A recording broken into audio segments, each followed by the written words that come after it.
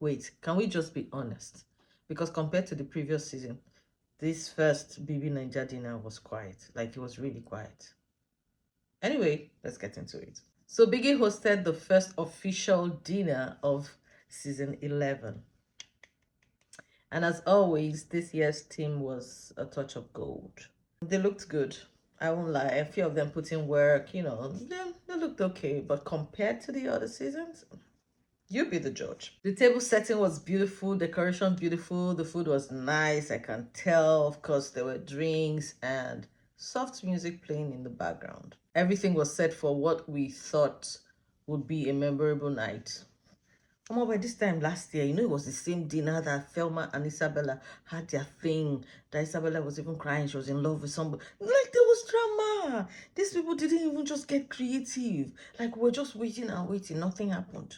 Well, after a long while, after they finished eating and settling down, Big Brother sent a brief. And the head of house read, "In front of you are a selection of headline prompts. Every housemate enters into the Big Brother house with a story to be told. Tonight, imagine what that story would look like. One at a time, choose the housemates that best fits the headline, either by personality, something you've observed about them, or what you think their time in the house will look like.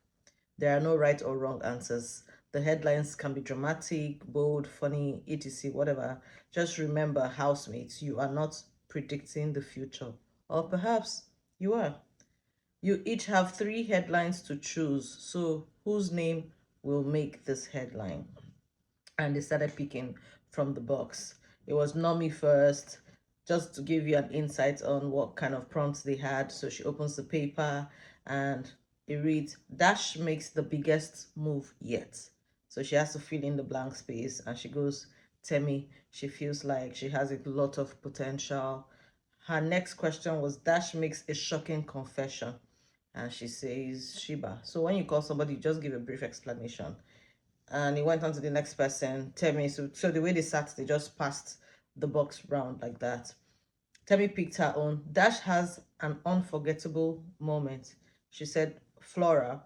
Flora because she's sweet, but she's naturally funny. Then Ricky picked, Dash refuses to back down, and he said, Chimsum, because it motivates him knowing that he came into the house to compete. Winning the head of house made him realize, this guy's in for the game. So it's like a good thing for him because he's seen that he's refused to back down. Anyway, they just, went on like that.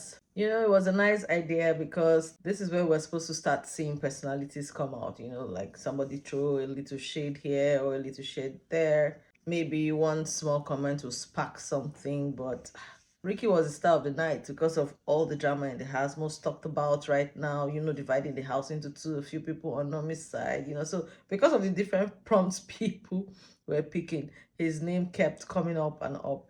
Well, nothing much. They answered the prompts, it became boring again. The chef finished eating their food.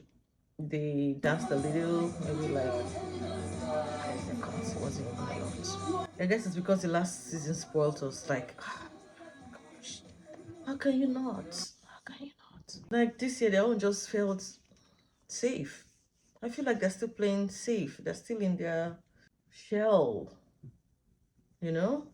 Now, I'm not saying every dinner must end in drama or tears or something, but this is your first dinner. Give us some personalities. This is where we should begin to understand your personality beyond the games and the tasks and all of that. You get what I mean? Well, like I said, that's just me. Maybe I was expecting too much because of the last seasons. If you watched it, what do you think?